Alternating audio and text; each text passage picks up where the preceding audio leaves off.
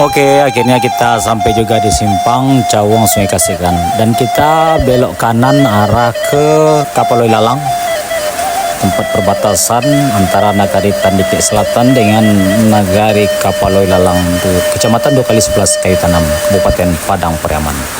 Di sini kita melihat suasana alamnya, latar belakangi dengan persawahan, kolam masyarakat dan perbukitan yang dapat memanjakan mata kita semuanya.